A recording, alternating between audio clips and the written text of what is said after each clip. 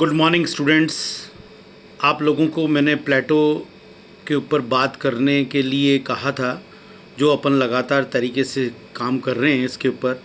पहले चैप्टर के अंदर मैंने आप लोगों को ग्रीक राजनीतिक चिंतन की विशेषताओं के बारे में बात की थी, जिसकी आधुनिक राजनीतिक चिंतन से तुलना करने की बात की थी। उसके बाद दूसरे चैप्टर के अंदर मैंने आप लोगों को जो प्लेटो जो पूर्ण सत्य की बात कर रहा हैगा, प्रत्यय की बात कर रहा हैगा और उस समय की मान्यताओं के ऊपर जो प्रहार करके वो अपनी बात कर रहा है, उसके संबंध में बात की थी। आज अपन आगे चल रहे हैं, जो कि उसके दार्शनिक पक्ष का राजनीतिक आयाम कहा जा सकता है।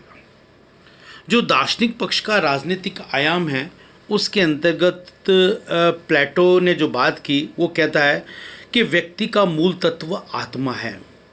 बड़ी महत्वपूर्ण तरीके की बात है कि व्यक्ति का मूल तत्व आत्मा है। प्लेटो का कह रहा है, शरीर तो व्यक्ति का केवल आवरण मात्र है। शरीर व्यक्ति का केवल आवरण मात्र है, मूल तत्व तो आत्मा है। यानी कि रक्त, नस, हाथ, पैर, ये सारी चीज़ें महत्वपूर्ण नहीं है। ये महत्वपूर्ण क्या है? आत्म तत्व महत्वपूर्ण है। और ऐसा नहीं है कि ये बात खाली प्लेटो ने कही है। अगर हम भारतीय दार्शनिक चिंतन के अंदर जाने की बात करते हैं, अगर हम भारतीय दार्शनिक चिंतन को देखने की बात करते हैं, तो भारतीय दार्शनिक चिंतन के अंदर तो जो हमारी जो धाराएं हैं, जो आस्तिक व नास्तिक की श्रेणी के अंतर्गत आती हैं, तो उसके अंदर हमको आस्तिक दर्शन के अंदर हमको ये कई बार देखने को मिलता है। और ये आत्मिक तत्व के परिप्रेक्ष्य में तो बहुत ही ज़्यादातर सारे जो फिलोसोफर जो हुए हैं, जितने भी दार्शनिक हुए हैं, उन सब ने बात की है। भारत में सिर्फ एक चारवाक ऐसा है जो इस के ऊपर एक तरह से नकारात्मक बात करता है, वो आत्मा को नहीं मान रहेगा। बाकी ज़्यादातर सब लोगों ने आत्मा के बारे में बात करने की कोशिश की है। और उस ज़माने के अंदर अगर हम ग्रीक युगीन व्यवस्थाओं में देखें, तो प्लेटो इसके ऊपर बड़ा जोर दे रहा हैगा। प्लेटो ने स्पष्ट रूप से कहा है कि व्यक्ति का मूल तत्व आत्मा है। इसको अगर हम समझें तो वास्तव में मूल तत्व तो आत्मा ही है, और उस आत्मा के आधार पर ही वास्तविक रूप से समाज के निर्माण की बात करता है। प्लेटो का कहता है कि आत्मा के 3 गुण हैं। बड़ी एक नई तरह की फिलॉसफी, एक कितना प्यारी तरीके की बात कर रहा है।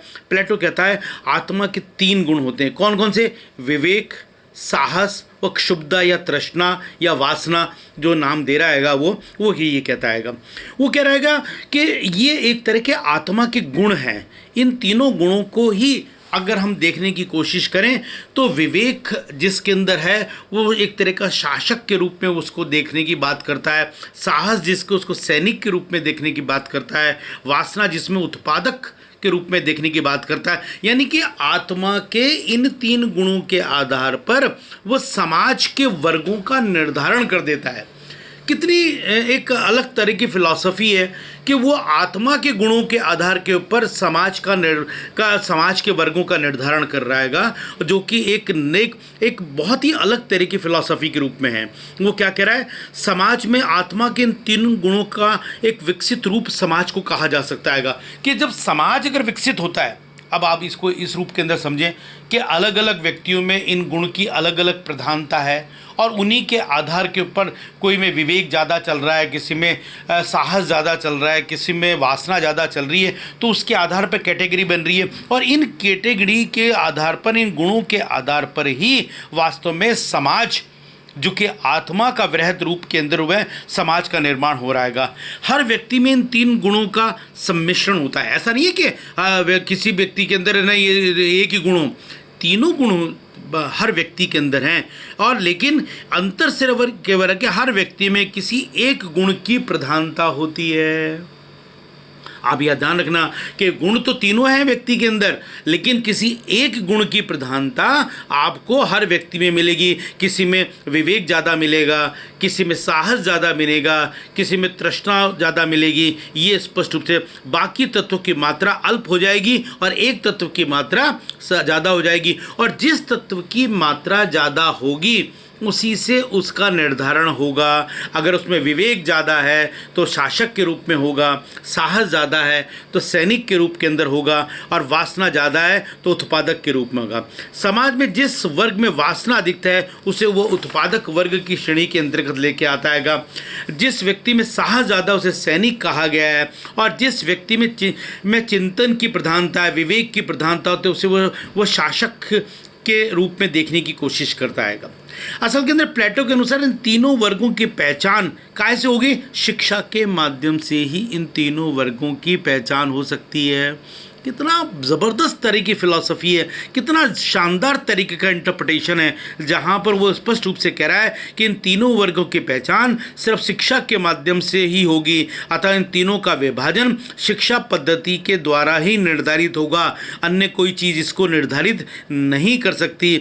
और इसीलिए उसने आगे क्या कहा? प्लेटो शासन और सैनिक वर्ग को मिलाकर संरक्षक वर्ग के रूप के अंदर एक तरीके से समाज को वो चीज़ देने की कोशिश कर रहा है कि ये समाज के संरक्षक हैं, इनका दायित्व ज़्यादा है, इनकी जिम्मेदारियां ज़्यादा है, वो एक तरह के समाज के संरक्षक हैं जो कि पूरी तरह से ये देखेंगे कि कैसे भी करके एक तरह से समाज सही रूप में हो, और इनकी स्वच्छंदता पर नियंत्रण के लिए वो साम्यवाद की परिकल्पना करता है।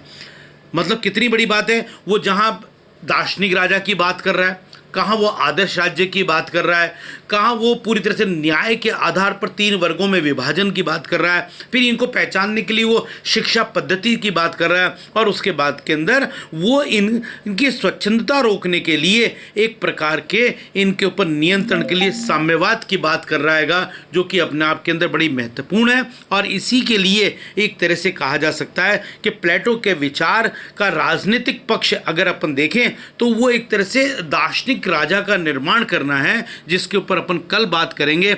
आज इसको अच्छे तरह से आत्मसात करिए, आज इसको अच्छे से समझिए कि वो प्लेटो किस तरह से वो एक तरह से कैटेगराइज करने की कोशिश कर रहा है, और कहीं दिक्कत आए तो आप मुझसे पूछिएगा, बाकी बात अपन कल करेंगे। आज के लिए धन्यवाद, थैंक यू सो मच।